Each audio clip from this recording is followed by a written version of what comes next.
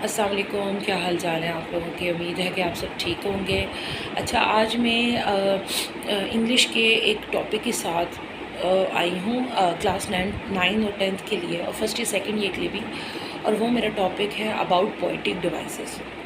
अच्छा बेटा, जब हम पोइटिक डिवाइसेस के बारे में बात कर रहे हैं, पोइटिक डिवाइसेस ये बेटा ये एक इंग्लिश की मतलब ग्रामर की फॉर्म है जो हम पोइम्स में देखते हैं। डिवाइस होती है। डिवाइस का मतलब क्या होता है कि एक पोइम है और उसमें हमने मेन पोइटिक जो मेन राइटर ने वर्ड्स यूज़ किए हैं, उन डिवाइसेस को हम फाइंड आउट करें, क्योंकि वो एक ग्रेस्पिंग होती है।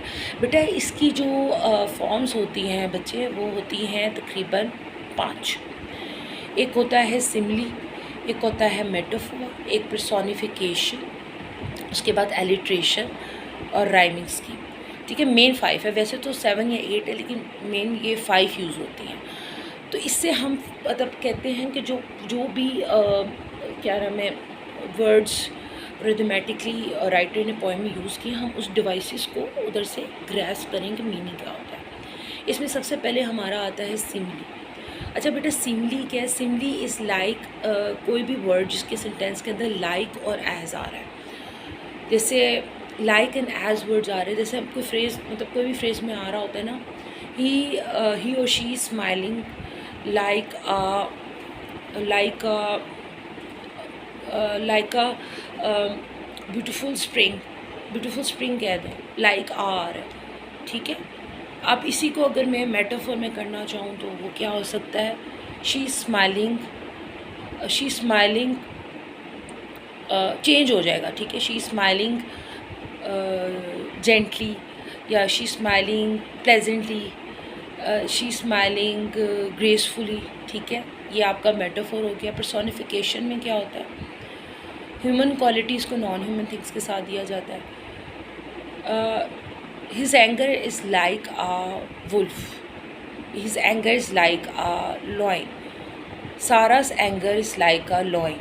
तो ये आपका आ गया पर्सोनिफिकेशन। एलिट्रेशन क्या होता है? एलिट्रेशन हम कहते हैं जैसे सिमिलर वर्ड्स हैं। सिमिलर वर्ड्स का मतलब है जैसे सिंगिंग, स्टार्टिंग में जो सिमिलर साउंड्स आ रहे होते हैं। अच्छा, यहाँ आप लोगों को एक बहुत अच्छी बात मैं बताना चाहूँगी। इधर एक आता है एनोटोमिया, एनोटोपिया और एलिट्रेशन। बेटा ये दो एक पोइटिक डिवाइसेस होते हैं। एनोटोपिया वैसे रेली यूज़ नहीं होता, लेकिन आप लोगों को पता होना चाहिए, लिटरेचर की एक फॉर्म है। एलिट्रेशन में साउंड्स तो स्टार्टिंग की सेम आएंगी, लेकिन वर्ड्स की जो प्रोनाउंसिएशन है वो डिफरेंट होगी। एनोटोपिया जो होता है उसमें आपकी साउंड्स सही होती है, जैसे बीज बर्स, ब्लू ब्लोज। अब साउंड एंड में सही आ रही है। एलिट्रेशन में स्टार्टिंग वर्ड सेम होते हैं, लेकिन साउंड्स डिफरेंट होती हैं। एनोटोपिया में सिमिलर साउंड्स होते हैं।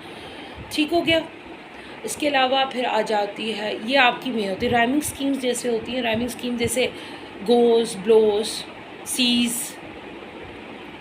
ठीक है, सीज, स्क्वीज, ये एस लास्ट वर्ड्स आ रहे, समझ आ रही बात? ये आपकी आती हैं राइमिंग स्कीम्स।